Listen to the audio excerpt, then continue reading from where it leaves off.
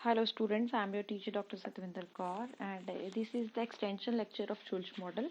ਪਹਿਲੇ ਪਾਰਟ 1 ਦੇ ਵਿੱਚ ਅਸੀਂ ਇਹ ਡਿਸਕਸ ਕੀਤਾ ਸੀ ਕਿ ਟ੍ਰੈਡੀਸ਼ਨਲ ਐਗਰੀਕਲਚਰ ਕੀ ਹੈ ਤੇ ਕੀ ਨਹੀਂ ਹੈ ਅਕੋਰਡਿੰਗ ਟੂ ਸ਼ੁਲਜ਼। ਹੁਣ ਅਸੀਂ ਪਾਰਟ 2 ਕਰ ਰਹੇ ਹਾਂ ਕਰੈਕਟਰਿਸਟਿਕਸ ਆਫ ਟ੍ਰੈਡੀਸ਼ਨਲ ਐਗਰੀਕਲਚਰ ਸੈਕਸ਼ਨ 2 ਜਿਹੜਾ ਸ਼ੁਲਜ਼ ਨੇ ਡਿਫਾਈਨ ਕੀਤਾ ਹੈ। ਸੋ ਸ਼ੁਲਜ਼ ਨੇ ਸੈਕਸ਼ਨ 2 ਨੂੰ ਦੇ ਵਿੱਚ ਦੋ ਚੀਜ਼ਾਂ ਕਿ ਟ੍ਰੈਡੀਸ਼ਨਲ ਐਗਰੀਕਲਚਰ ਦੀ ਫੀਚਰਸ ਦੱਸਦੇ ਹੋਏ ਨੇ ਦੋ ਚੀਜ਼ਾਂ ਦੱਸੀਆਂ ਨੇ। ਪਹਿਲਾ ਤਾਂ ਟ੍ਰੈਡੀਸ਼ਨਲ ਐਗਰੀਕਲਚਰ ਵਿੱਚ ਪਰਫੈਕਟ ਐਲੋਕੇਸ਼ਨ ਆਫ ਰਿਸੋਰਸਿਸ ਹੈ, ਉਹ ਕਹਿੰਦਾ that is there is perfect allocation of resources in traditional agriculture.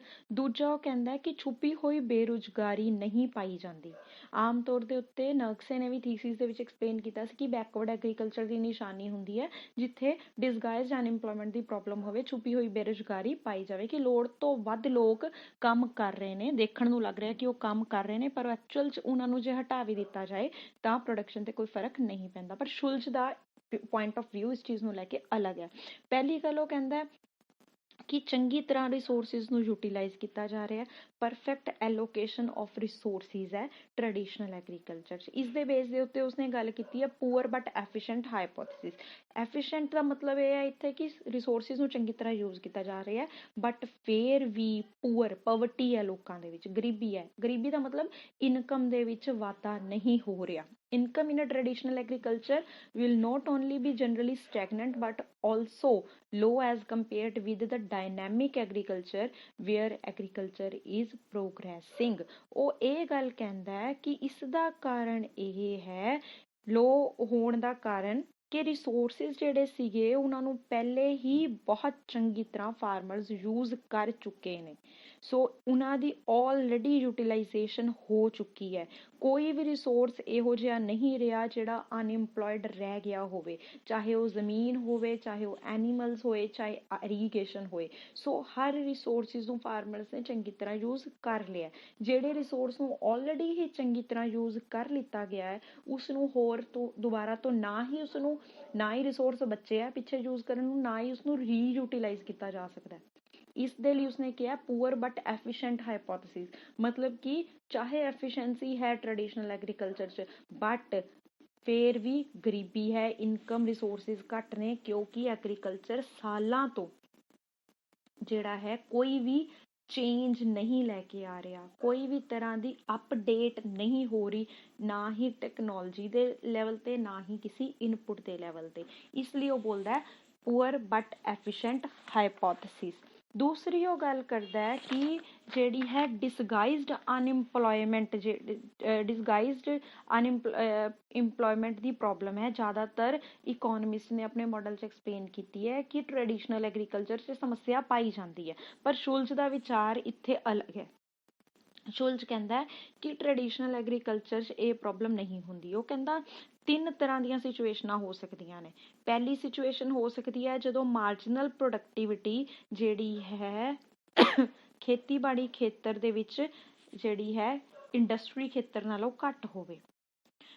Labour the marginal productivity ਖੇਤੀਬਾੜੀ ਖੇਤਰ ਦੇ ਵਿੱਚ ਜਿਹੜੀ ਹੈ ਇੰਡਸਟਰੀਅਲ ਸੈਕਟਰ ਨਾਲੋਂ ਘੱਟ ਹੋਵੇ। ਦੂਜੀ ਹੈ ਮਾਰਜਨਲ ਪ੍ਰੋਡਕਟਿਵਿਟੀ ਵੱਧ ਹੈ ਐਗਰੀਕਲਚਰ ਦੀ ਬਟ ਇਹ ਦੂਜੇ ਸੈਕਟਰ ਨਾਲੋਂ ਘੱਟ ਹੈ।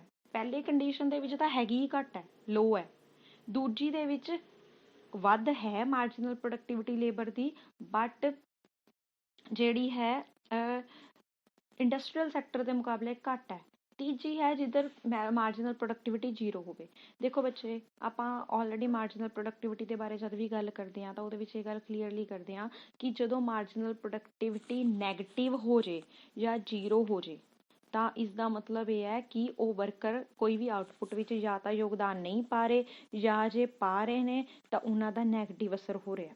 ਜਿਹਦੇ ਵਿੱਚ ਆਪਾਂ ਪਿਛਲੇ ਸਾਲ ਤੁਸੀਂ ਕੀਤੀਆਂ ਨੇ theories law of variable proportion 'ਚ ਕਿ ਮਾਰਜਨਲ ਪ੍ਰੋਡਕਟਿਵਿਟੀ ਥਰਡ ਸਟੇਜ 'ਚ ਆ ਕੇ ਲੇਬਰ ਕਲਾਸ ਦੀ ਨੈਗੇਟਿਵ ਹੋ ਜਾਂਦੀ ਹੈ ਜਿਹਦੇ ਕਾਰਨ ਜਿਹੜੀ ਟੋਟਲ ਪ੍ਰੋਡਕਟ ਡਿਮਿਨਿਸ਼ ਕਰਨ ਲੱਗ ਜਾਂਦਾ। ਸੋ ਇੱਥੇ ਤਿੰਨ ਸਿਚੁਏਸ਼ਨ ਦੇ ਵਿੱਚੋਂ ਦੀ ਪਹਿਲੀ ਸਿਚੁਏਸ਼ਨ ਮਾਰਜਨਲ ਪ੍ਰੋਡਕਟਿਵਿਟੀ ਘੱਟ ਹੈ ਲੇਬਰ ਦੀ ਐਗਰੀਕਲਚਰ 'ਚ, ਦੂਜੀ ਮਾਰਜਨਲ ਪ੍ਰੋਡਕਟਿਵਿਟੀ ਐਗਰੀਕਲਚਰ 'ਚ ਵੱਧ ਹੈ ਪਰ ਇੰਡਸਟਰੀ ਨਾਲੋਂ ਘੱਟ ਹੈ, ਤੀਜੀ ਮਾਰਜਨਲ ਪ੍ਰੋਡਕਟਿਵਿਟੀ ਜ਼ੀਰੋ ਹੈ। ਤੇ ਸ਼ੁਲਜ਼ ਇਹ ਕਹਿੰਦਾ ਹੈ ਕਿ ਤੀਜੀ ਕੰਡੀਸ਼ਨ ਟ੍ਰੈਡੀਸ਼ਨਲ ਕਦੀ ਵੀ ਆ ਹੀ ਨਹੀਂ ਸਕਦੀ ਕਿ ਉਹ ਕਹਿੰਦਾ ਟ੍ਰੈਡੀਸ਼ਨਲ ਐਗਰੀਕਲਚਰ ਇਹ ਆ ਹੀ ਨਹੀਂ ਸਕਦੀ ਸਿਚੁਏਸ਼ਨ ਕਿ ਕੋਈ ਲੇਬਰਰ ਦੀ ਮਾਰਜਨਲ ਪ੍ਰੋਡਕਟਿਵਿਟੀ ਜ਼ੀਰੋ ਹੋਵੇ। ਇਸ ਲਈ ਉਹ ਇਸ ਗੱਲ ਨੂੰ ਨਖਿੱਧ ਕਹਿੰਦਾ, ਇਨਕਾਰ ਕਰਦਾ ਹੈ ਕਿ ਜਿਹੜੀ ਟ੍ਰੈਡੀਸ਼ਨਲ ਐਗਰੀਕਲਚਰ ਦੇ ਵਿੱਚ ਮਾਰਜਨਲ ਡਿਸਗਾਈਜ਼ਡ ਅਨਇੰਪਲੋਇਮੈਂਟ ਪਾਈ ਜਾਂਦੀ ਹੈ। ਸੋ ਇਸ ਦੇ ਉੱਤੇ ਤੁਹਾਨੂੰ ਸ਼ਾਰਟ ਕੁਐਸਚਨ ਵੀ ਆ ਸਕਦਾ ਹੈ, doctrine of zero value labour in agriculture. ਮਤਲਬ ਸ਼ੁਲਚ ਦਾ ਵਿਚਾਰ ਦੂਜੇ ਇਕੋਨਮਿਸਟ ਨਾਲੋਂ ਇੱਥੇ ਬਿਲਕੁਲ ਹੀ ਵੱਖਰਾ ਹੈ। ਇਹ ਕਹਿੰਦਾ ਹੈ ਕਿ ਪਾਈ ਨਹੀਂ ਜਾਂਦੀ, ਡਿਸਗਾਈਜ਼ਡ ਅਨਇੰਪਲੋਇਮੈਂਟ ਨਹੀਂ ਪਾਈ ਜਾਂਦੀ। ਜੇਕਰ ਤੁਸੀਂ ਲੇਬਰਰ ਨੂੰ ਐਗਰੀਕਲਚਰ ਸੈਕਟਰ ਚੋਂ ਕੱਢ ਦਿਓਗੇ ਕੁਝ ਲੇਬਰਰਸ ਨੂੰ, ਤਾਂ ਜ਼ਰੂਰ ਪ੍ਰੋਡਕਸ਼ਨ ਤੇ ਬੁਰਾ ਅਸਰ ਪਏਗਾ ਹੀ ਪਏਗਾ। ਸੋ ਛੁਪੀ ਹੋਈ ਬੇਰੁਜ਼ਗਾਰੀ ਕੀ ਹੁੰਦੀ ਹੈ ਕਿ ਪ੍ਰੋਡਕਸ਼ਨ ਤੇ ਬੁਰਾ ਅਸਰ ਨਹੀਂ ਪਏਗਾ ਜੇਕਰ ਕੁਝ ਕੁ ਲੇਬਰਰਸ ਨੂੰ ਕੱਢ ਵੀ ਦਿੰਦੇ ਹੋ, ਪਰ ਇਹ ਕਹਿੰਦਾ ਕਿ ਬੁਰਾ ਅਸਰ ਨਹੀਂ ਪਏਗਾ। ਸੋ ਇਹ ਹੈ second section about features of traditional agriculture. ਤੀਜਾ ਹੈ ਟਰਾਂਸਫਾਰਮਿੰਗ ਟ੍ਰੈਡੀਸ਼ਨਲ ਐਗਰੀਕਲਚਰ। ਸ਼ੁਲਜ ਨੇ ਸੁਜੈਸ਼ਨ ਦਿੱਤੇ ਨੇ ਕਿ ਕਿਸ ਤਰੀਕੇ ਦੇ ਨਾਲ ਟ੍ਰੈਡੀਸ਼ਨਲ ਐਗਰੀਕਲਚਰ ਨੂੰ ਵਧੀਆ ਬਣਾਇਆ ਜਾ ਸਕਦਾ ਹੈ, ਟਰਾਂਸਫਾਰਮ ਕੀਤਾ ਜਾ ਸਕਦਾ ਹੈ। ਉਸ ਦੇ ਅਕੋਰਡਿੰਗਲੀ ਚੇਂਜ ਲਿਆਉਣਾ ਜ਼ਰੂਰੀ ਹੈ। ਪਹਿਲਾ ਚੇਂਜ ਹੈ market approach versus command approach, ਕਿ ਕਿਹੜੇ ਤਰੀਕਿਆਂ ਦੇ ਨਾਲ ਅਸੀਂ ਚੇਂਜ ਲਿਆ ਸਕਦੇ ਹਾਂ। ਸੋ ਕੀ ਹੈ ਇੱਥੇ ਸ਼ੁਲਜ ਕਹਿੰਦਾ ਕਿ ਸਭ ਤੋਂ ਪਹਿਲੇ ਤਾਂ ਚੇਂਜ ਲਿਆਉਣ ਦੇ ਲਈ ਨਵੇਂ ਫੈਕਟਰਸ ਆਫ ਪ੍ਰੋਡਕਸ਼ਨ ਲਿਆਉਣੇ ਪੈਣਗੇ, ਨਵੀਂ ਟੈਕਨੋਲੋਜੀ, ਨਵੀਂ ਰਿਸਰਚ ਵਗੈਰਾ ਲੈ ਕੇ ਆਉਣੀ ਪਏਗੀ। ਇਹ ਜਦੋਂ ਇਹ ਚੀਜ਼ ਆ ਗਈ ਕਿ ਨਵੇਂ ਫੈਕਟਰਸ ਆਫ ਪ੍ਰੋਡਕਸ਼ਨ ਆ ਗਏ, ਤਾਂ ਜਾਂ ਤਾਂ ਮਾਰਕੀਟ ਅਪਰੋਚ ਯੂਜ਼ ਕਰ ਸਕਦੇ ਹਾਂ। ਮਤਲਬ ਮਾਰਕੀਟ ਅਪਰੋਚ ਮਤਲਬ ਕਿ ਦੇਸ਼ ਦੇ ਵਿੱਚ ਫਾਰਮਰਸ ਨੂੰ ਇਹਨਾਂ ਟੈਕਨੋਲੋਜੀਜ਼ ਦੇ ਫਾਇਦੇ ਦੱਸੇ ਜਾਣ ਤੇ ਫਾਰਮਰਸ ਨੂੰ ਛੱਡ ਦਿੱਤਾ ਜਾਏ ਓਪਨਲੀ ਕਿ ਹਾਂ ਵੀ ਤੁਸੀਂ ਡਿਸਾਈਡ ਕਰੋ ਵੀ ਤੁਸੀਂ ਇਹ ਫਾਇਦੇ ਲੈਣੇ ਆ ਕਿ ਨਹੀਂ ਲੈਣੇ, ਤੁਸੀਂ ਇਹ ਟੈਕਨੋਲੋਜੀ ਯੂਜ਼ ਕਰਨੀ ਹੈ ਕਿ ਨਹੀਂ ਕਰਨੀ। ਤੁਹਾਡਾ ਕੰਮ ਹੈ ਸਿਰਫ ਤੁਸੀਂ ਫਾਰਮਰਸ ਨੂੰ ਦੱਸ ਦਿਓ ਕਿ ਆਹ ਟੈਕਨੋਲੋਜੀ ਦੇ ਆਹ ਚੀਜ਼ਾਂ ਦੇ ਇਹ ਫਾਇਦੇ ਨੇ। ਦੂਜੀ ਹੈ ਜਿਹੜੀ ਐਟ ਪ੍ਰੈਜ਼ੈਂਟ ਚੱਲ ਰਹੀ ਹੈ, ਜਿਵੇਂ ਕਿ ਗਵਰਨਮੈਂਟ ਨੇ ਥੋਪਤਾ ਤੁਹਾਡੇ ਤੇ ਕਮਾਂਡ ਅਪਰੋਚ ਕਿ ਇਹ ਹੁਣ ਬਿੱਲ ਅਸੀਂ ਪਾਤੇ ਤੇ ਹੁਣ ਤੁਹਾਨੂੰ ਫੋਲੋ ਕਰਨੇ ਹੀ ਪੈਣਗੇ। ਸੋ ਕਮਾਂਡ ਅਪਰੋਚ ਦੇ ਵਿੱਚ ਹੈ ਕਿ ਫਾਰਮਰਸ ਤੋਂ ਕੋਈ ਚੁਆਇਸ ਨਹੀਂ ਹੈ ਕਿ ਆਪਸ਼ਨ ਕਰਨ ਕਿ ਨਾ ਕਰਨ, ਚੂਜ਼ ਕਰਨ ਕਿ ਨਾ ਕਰਨ। ਉਹਨਾਂ ਨੂੰ ਸਿੱਧਾ ਤੁਸੀਂ ਕਮਾਂਡ ਦੇ ਦਿੱਤੀ ਕਿ ਤੁਹਾਨੂੰ ਤਾਂ ਭਰਾਵਾ ਚੂਜ਼ ਕਰਨੇ ਹੀ ਪੈਣਗੇ, ਇਹ ਯੂਜ਼ ਕਰਨਾ ਹੀ ਪਏਗੀ ਟੈਕਨੋਲੋਜੀ ਨੂੰ। ਸੋ ਇਹ ਹੈ market versus command approach. Next ਹੈ ਦਾ ਪ੍ਰੋਸੈਸ ਆਫ ਟਰਾਂਸਫੋਰਮੇਸ਼ਨ। ਟਰਾਂਸਫੋਰਮੇਸ਼ਨ ਦੀ ਪ੍ਰੋਸੈਸ ਕਿਵੇਂ ਸਟਾਰਟ ਹੋਏਗੀ। ਸੋ ਇੱਕ ਵਾਰੀ ਲੋਕਾਂ ਨੂੰ ਦੱਸਣ ਤੋਂ ਬਾਅਦ ਹੁਣ ਅਗਲੀ ਟਾਸਕ ਹੈ ਕਿ ਇਹ ਹੁਣ ਸਾਰਾ ਮਾਡਲ ਕਿਵੇਂ ਅਪਲਾਈ ਕੀਤਾ ਜਾਏਗਾ, ਲੋਕਾਂ ਤੱਕ ਇਹ ਨਿਊ ਫੈਕਟਰਸ ਕਿਵੇਂ ਅਪਲਾਈ ਕੀਤੇ ਜਾਣਗੇ। ਸੋ ਸਭ ਤੋਂ ਪਹਿਲਾਂ ਹੈ ਇਹਨਾਂ ਦੀ ਸਪਲਾਈ ਦਿੱਤੀ ਜਾਏ, supply of new factors of production, ਕਿ ਜਿੰਨੇ ਵੀ ਨਿਊ ਫੈਕਟਰਸ ਆਫ ਪ੍ਰੋਡਕਸ਼ਨ ਨੇ ਇਹਨਾਂ ਨੂੰ ਲੋਕਾਂ ਤੱਕ ਲੈ ਕੇ ਆਉਂਦਾ ਜਾਵੇ, ਚਾਹੇ ਉਹ ਰਿਸਰਚ ਤੇ ਡਿਵੈਲਪਮੈਂਟ ਦੇ ਥਰੂ ਉਹਦੀ ਸਪਲਾਈ ਪੈਦਾ ਕੀਤੀ ਜਾਏ, ਫਿਰ ਉਸਦੀ ਡਿਸਟਰੀਬਿਊਸ਼ਨ ਕੀਤੀ ਜਾਏ। ਰਿਸਰਚ ਕਰਨ ਤੋਂ ਬਾਅਦ ਨਵਾਂ ਮੈਥਡ ਜਦੋਂ ਬਣ ਜਾਏਗਾ, ਨਵੀਂ ਟੈਕਨੋਲੋਜੀ ਬਣ ਜਾਏਗੀ, ਨਵੇਂ ਫੈਕਟਰਸ ਆਫ ਪ੍ਰੋਡਕਸ਼ਨ ਆਏਂਗੇ, ਫਿਰ ਉਸ ਤੋਂ ਬਾਅਦ ਉਸਨੂੰ ਕਿਸਾਨਾਂ ਤੱਕ ਪਹੁੰਚਾਇਆ ਜਾਵੇ।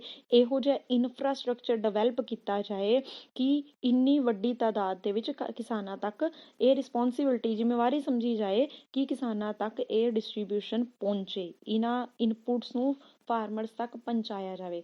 ਇਹ ਵੀ ਸ਼ੁਲਜ ਕਹਿੰਦਾ ਕਿ ਸ਼ੁਰੂ ਦੇ ਵਿੱਚ ਇਹਨਾਂ ਨੂੰ ਅਡੋਪਟ ਕਰਨਾ ਫਾਰਮਰਸ ਲਈ ਸੌਖਾ ਨਹੀਂ ਹੋਏਗਾ, ਕਿਉਂਕਿ ਹੋ ਸਕਦਾ ਕਿ ਇਹਨਾਂ ਇਨਪੁਟਸ ਦੀ, ਇਹਨਾਂ ਟੈਕਨੋਲੋਜੀ ਦੀ ਜਿਹੜੀ ਹੈ ਬਹੁਤ ਕੋਸਟਲੀ ਹੋਵੇ, ਬਹੁਤ ਮਹਿੰਗੀ ਹੋਵੇ। ਸੋ ਇਸ ਦੇ ਲਈ ਨੋਨ ਪ੍ਰੋਫਿਟ ਮੇਕਿੰਗ ਏਜੰਸੀਜ਼ ਨੂੰ, ਇਨਡਾਇਰੈਕਟਲੀ ਆਪਾਂ ਕਹਿ ਸਕਦੇ ਹਾਂ ਕਿ ਪਬਲਿਕ ਸੈਕਟਰ ਨੂੰ ਅੱਗੇ ਆਉਣਾ ਚਾਹੀਦਾ। ਉਹਨਾਂ ਨੂੰ ਜਿਹੜੀ ਹੈ ਜਾਂ ਨਿਊਜ਼ਪੇਪਰ ਦੇ ਥਰੂ ਇਹਨਾਂ ਦੀ ਟੈਕਨੋਲੋਜੀ ਦੀ ਐਫੀਸ਼ੀਐਂਸੀ ਦੱਸਣੀ ਚਾਹੀਦੀ ਹੈ। ਇੱਕ ਤਾਂ ਇਫੈਕਟਿਵਨੈਸ ਕਿਵੇਂ ਹੈ, ਵੀ ਨਿਊਜ਼ਪੇਪਰ ਦੇ, ਟੀਵੀ ਦੇ ਥਰੂ ਪ੍ਰਮੋਸ਼ਨ ਕਰੋ। ਇੱਕ ਸਰਕਾਰ ਨੂੰ ਅੱਗੇ ਆਉਣਾ ਚਾਹੀਦਾ ਹੈ ਤਾਂ ਕਿ ਇਹਨਾਂ ਨੂੰ ਸਸਤੇ ਰੇਟਾਂ ਦੇ ਵਿੱਚ ਕਿਸਾਨਾਂ ਤੱਕ ਪਹੁੰਚਾਇਆ ਜਾ ਸਕੇ। ਐਕਸਟੈਂਸ਼ਨ ਸਰਵਿਸਿਜ਼ ਦੇਣੀਆਂ ਚਾਹੀਦੀਆਂ ਨੇ, ਤਰੀਕੇ ਜਿਵੇਂ ਕਿ ਲੈਬੋਰਟਰੀਜ਼ ਦੇ ਵਿੱਚ ਦੱਸਣਾ ਚਾਹੀਦਾ, ਸਪੈਸ਼ਲੀ ਟਰਾਇਲਸ ਪੈਕੇਜ ਲਗਾਉਣੇ ਚਾਹੀਦੇ ਨੇ ਫਾਰਮਰਸ ਨੂੰ ਕਿ ਤੁਸੀਂ ਇਹ ਟੈਕਨੋਲੋਜੀ ਨੂੰ ਕਿਸ ਤਰੀਕੇ ਦੇ ਨਾਲ ਯੂਜ਼ ਕਰ ਸਕਦੇ ਹੋ, ਤੇ ਇਹਨਾਂ ਦੀ ਸਪਲਾਈ ਮੁਹੱਈਆ ਕਰਵਾਈ ਜਾਵੇ ਫਾਰਮਰਸ ਤੱਕ।